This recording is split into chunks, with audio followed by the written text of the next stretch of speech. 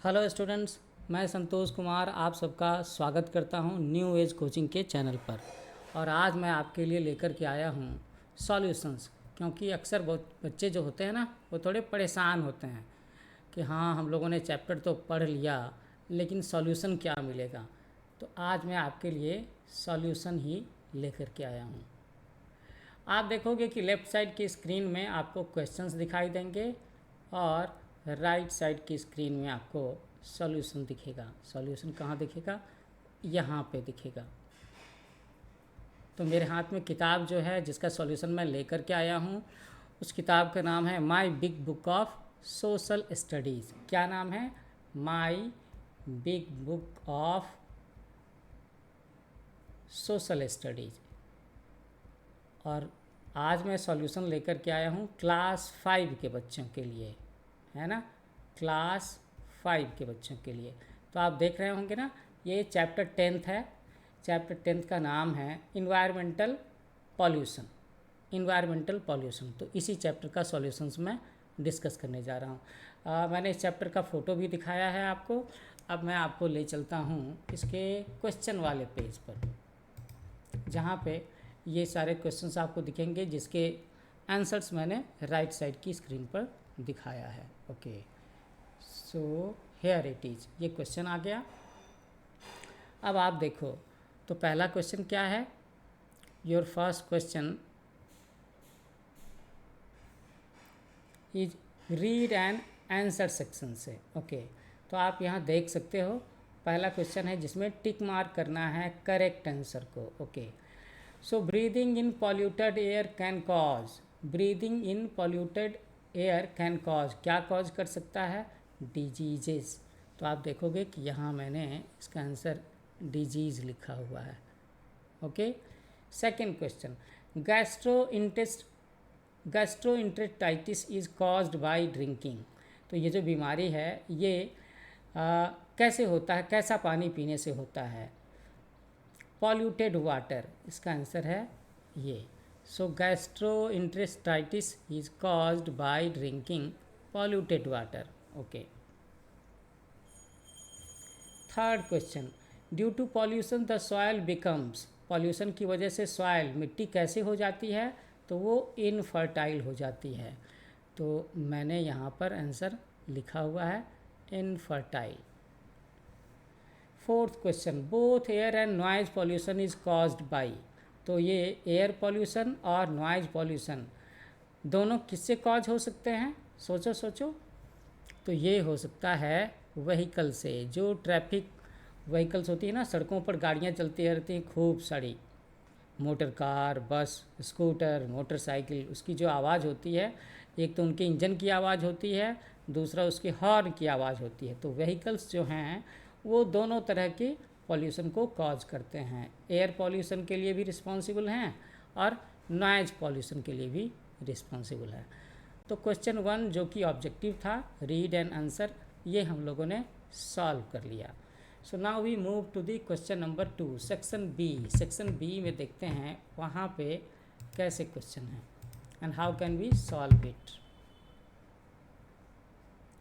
Section B जो है वो मैच द कॉलम्स, मैच करने वाला क्वेश्चन है। ये तो काफ़ी आसान सा होता है, क्योंकि आपको क्वेश्चंस तो का जो आंसर है वो लिखा हुआ है, you have to just match with the similar one, जो उसके लिए रिलेवेंट आंसर है उसके साथ में आपको मैच करना होता है। तो पहला पॉइंट है फॉरेस्ट फायर्स, ये क्या करता है? एयर पॉल्यूशन कॉज करता है। सीवेज, नालियों में बहने वाला पानी, वाटर पॉल्यूशन कॉज करता है। Solid waste, soil pollution cause करता है। लाउड म्यूजिक है ना, उसकी वजह से क्या होता है? नॉइज़ पॉल्यूशन होता है। सो हम लोग इसे ऐसे मैच करेंगे, forest fire, air pollution, sewage, water pollution, solid waste, soil pollution, loud music can cause noise pollution. So ये सॉल्व हो गया, ये भी सॉल्व हो गया। Now we come to the section C. Section C जो है आपको लिखने वाला पार्ट है, जहाँ पर आपको आंसर्स लिखने हैं। You have to write sentences, one word से नहीं चलेगा, फिल इन द ब्लैंक्स भी नहीं होगा, मैचिंग की भी नहीं है। You will have to write 3 to 4 sentences for each answers, ये लिखने होंगे। So your first question is how have humans emerged as the greatest threat to environment. किस तरीके से मनुष्य खुद ही इस इन्वायरमेंट के लिए सबसे बड़ा खतरा बन गया है, मनुष्य, हम सब लोग। तो ये आंसर यहाँ पे है। Human have carried out various activities to suit their needs that have caused changes in the environment. In doing so humans have become the greatest threat to the environment.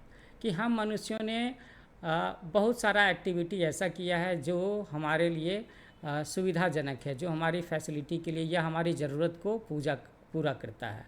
और इन ज़रूरत वाली एक्टिविटीज़ को करने के चक्कर में हम लोगों ने इन्वायरमेंट में काफ़ी सारा चेंज कर दिया है। इस तरीके से हम लोग भी इस इन्वायरमेंट के लिए सबसे बड़े खतरे के तौर पर हो गए हैं। सोचने की बात है ना, पॉल्यूशन कौन करता है? फैक्ट्रियों से गंदा पानी नदियों में कौन लेकर के जाता है, कैसे जाता है? फैक्ट्रियाँ किसने बनाई? हम लोगों ने, है ना। सड़कों पर गाड़ियाँ इतनी सारी कौन दौड़ाता है? हम लोग। उसके बाद हमारे घर के नाले का पानी जो तालाब में जाता है, नदियों में जाता है, इसके लिए कौन रिस्पॉन्सिबल है? We are. सो ह्यूमन्स, हम ही मनुष्य जो हैं, जो इन्वायरमेंट के लिए सबसे बड़े खतरे के तौर पर हो गए हैं। Second question, what causes air pollution and how is air pollution harmful. कि किस वजह से एयर पॉल्यूशन होता है और ये एयर पॉल्यूशन हम लोगों के लिए किस तरीके से नुकसानदेह है, हार्मफुल है। So the process is the mixing of harmful gases, dust, smoke and other particles in the air is called air pollution. हवा में जब नुकसानदेह गैसें मिल जाती हैं, धूल मिल जाते हैं और क्या धुआं मिल जाता है और भी पार्टिकल्स मिल जाते हैं, तो इसकी वजह से एयर पॉल्यूशन होता है। इट कॉजेज़ मैनी डिजीज़, इससे बहुत सारी बीमारियां होती हैं। Main causes of air pollution are smoke from factories, vehicles. Natural cause क्या है? तो वोल्केनिक इरप्शन। तो मनुष्यों के द्वारा जो काम होता है उसमें से जो बड़े बड़े कारण हैं एयर पॉल्यूशन के, वो क्या हैं? कि ये जो धुआं निकलता है फैक्ट्रियों से और गाड़ियों से भी जो धुआं निकलता है ना, जो सड़कों पर गाड़ियाँ चलती हैं। और अगर हम नेचुरल कॉज की बात करें तो जब कभी भी ज्वालामुखी फटता है, वोल्केनिक इरप्शन होता है, तो उसकी वजह से भी उस पर्टिकुलर एरिया में एयर पॉल्यूशन हो जाता है, ऐसा होता है। So now we have to write the answer of the last question। तो लास्ट क्वेश्चन आपका क्या कहता है? नहीं, अभी तो दो क्वेश्चन हैं। So question number 4 and question number 5 are there. Okay, तो क्वेश्चन नंबर 4 क्या है? क्वेश्चन नंबर 4 कहता है you have to write a short note. किसके बारे में लिखना है? You have to write a short note on soil pollution, है ना, मिट्टी के प्रदूषण के बारे में लिखना है।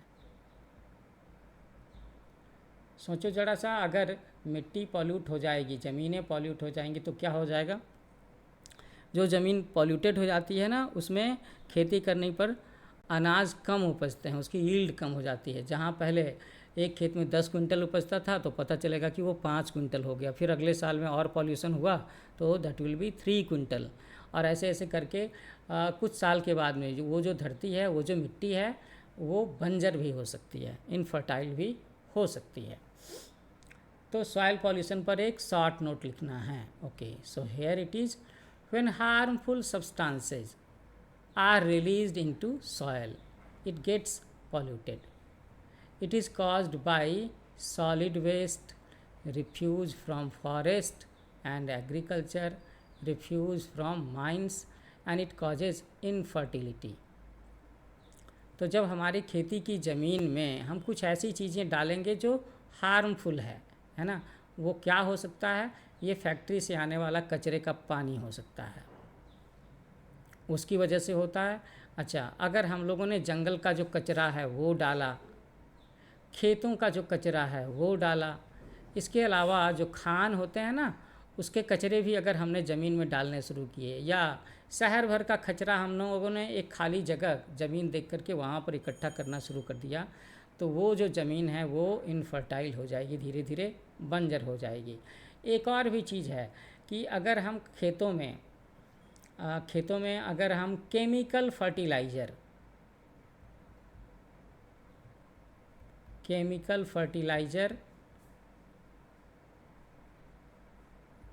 और पेस्टिसाइड का ज़्यादा इस्तेमाल करेंगे तो इसकी वजह से भी हमारी ज़मीन बंजर हो सकती है। ऐसा भी है। आप लोगों ने सुना होगा ना, आजकल जगह जगह पर ऑर्गेनिक फार्मिंग की बातें होती है। तो ऑर्गेनिक फार्मिंग में लोग क्या करते हैं? ऑर्गेनिक फार्मिंग में लोग केमिकल का यूज़ कम करते हैं, वो मैन्योर, गोबर की खाद डालते हैं। ओके, अभी तो एक क्वेश्चन सॉल्व करना बाकी है। So last question, list some causes of noise pollution. How does noise pollution harm us? कि हमें वो सारे कारण लिखने हैं जिसकी वजह से नॉइज़ पॉल्यूशन होता है। तो कैसे होता है भाई? Horn of traffic vehicles, loud speaker की वजह से नॉइज़ पॉल्यूशन होता है ना। अगर घर में कोई मशीन है और वो प्रॉपरली फंक्शन नहीं कर रही है तो उसमें भी आवाज़ें होंगी, उससे भी नॉइज़ पॉल्यूशन होता है। और नॉइज़ पॉल्यूशन से प्रॉब्लम क्या आती है? तो नॉइज़ पॉल्यूशन से स्ट्रेस होता है, इरिटेशन होता है, और इसके साथ साथ में अगर आपको काफ़ी लंबे समय तक नॉइज़ पॉल्यूशन फेस करना पड़ा, so you will have to suffer from loss of hearing. आपके सुनने की क्षमता कम हो सकती है। ये भी कारण होते हैं, है ना। तो मैंने यहाँ पर आपके सारे क्वेश्चंस का सॉल्यूशन लिख दिया है। मुझे लगता है कि आपको मेरे जवाब पसंद आए होंगे। मैंने आंसर्स को छोटा रखा है, कम सेंटेंसेज में पूरी बात कहने की कोशिश की है। यहाँ डी सेक्शन में भी एक क्वेश्चन है, think and answer which is more environment friendly, A bicycle और ए कार। तो ऑब्वियस है कि बाइसिकल जो है वो इन्वायरमेंट फ्रेंडली है, लेकिन मैंने जानबूझ करके इसका आंसर नहीं लिखा। मैं चाहता हूँ कि आप भी थोड़ा सा सोचो, है ना। छोटी छोटी बातें लिख सकते हैं हम लोग। इसकी वजह से एयर पॉल्यूशन होता है क्या? नहीं होता। बाइसिकल की वजह से नहीं होता।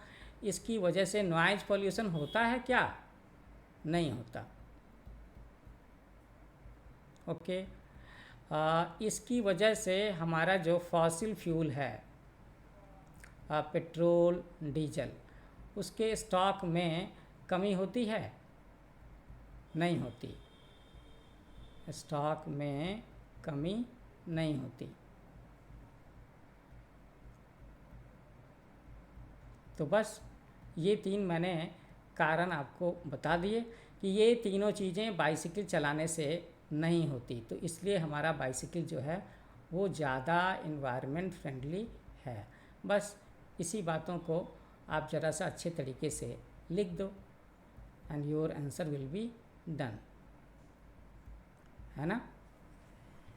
ठीक है बच्चों, तो जल्दी ही हम लोग अगले चैप्टर के सॉल्यूशन के साथ में मिलते हैं। मेरा चैनल है new age coaching. I hope ये आपको अच्छा लगा होगा। तो आप सभी से लाइक करोगे, शेयर करोगे, सब्सक्राइब करोगे, है ना। और अपने कमेंट्स भी ज़रूर लिखना, मुझे आपके कमेंट्स का इंतज़ार रहेगा। So thanks for watching. Happy learning with new age coaching. मिलते हैं अगले चैप्टर का सॉल्यूशन लेकर के।